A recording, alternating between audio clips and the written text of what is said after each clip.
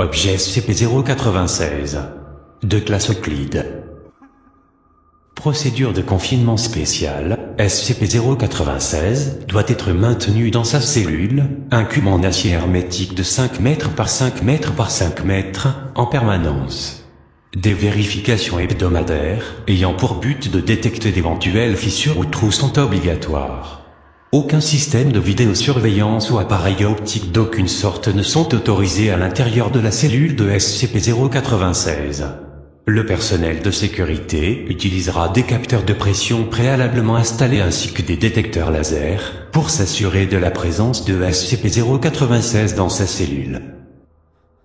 Toutes les photos, vidéos ou enregistrements présentant des similarités avec SCP-096 sont strictement interdits sans l'accord du docteur de l'O5B.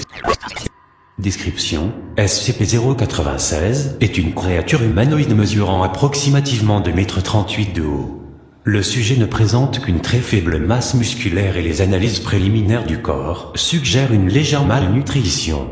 Les bras, chacun d'une longueur approximative de 1,5 m, sont largement disproportionnés par rapport au reste du corps du sujet.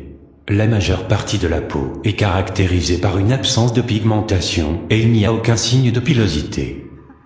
La mâchoire de SCP-096 peut s'étendre jusqu'à 4 fois plus que celle d'un humain ordinaire.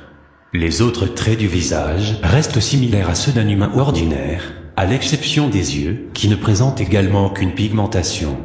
À ce jour, il n'a pas été déterminé si oui ou non SCP-096 est aveugle.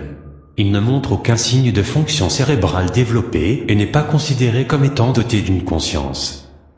SCP-096 est normalement extrêmement docile, les capteurs de pression à l'intérieur de sa cellule montrant qu'il passe le plus clair de son temps aéré près du muret.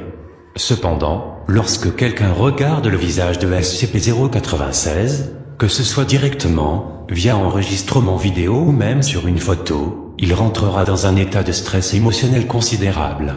SCP-096 cachera son visage avec ses mains et se mettra à hurler, pleurer et marmonner de façon incohérente. Approximativement 1 à 2 minutes après la première observation, SCP-096 commencera à courir vers la personne ayant vu son visage, qui sera à partir de maintenant désigné SCP-096-1. Les vitesses enregistrées varient entre 35 et Z km/h et semblent dépendre de la distance à laquelle se trouve SCP-096-1. À l'heure actuelle, aucun matériau ou méthode connue ne peut entraver la progression de SCP-096. La position actuelle de SCP-096-1 ne semble pas affecter la réaction de SCP-096. Il semble avoir un sens inné de la localisation de SCP-096-1. Note: cette réaction ne se produit pas dans le cas de l'observation d'une représentation artistique. Une fois qu'il aura atteint l'emplacement de SCP-096-1, SCP-096 procédera à l'exécution et à données supprimées de ce dernier. Dans 100% des cas, aucune trace de SCP-096-1 n'a pu être retrouvée. SCP-096 se mettra assis pendant plusieurs minutes avant de retrouver son calme et devenir à nouveau docile.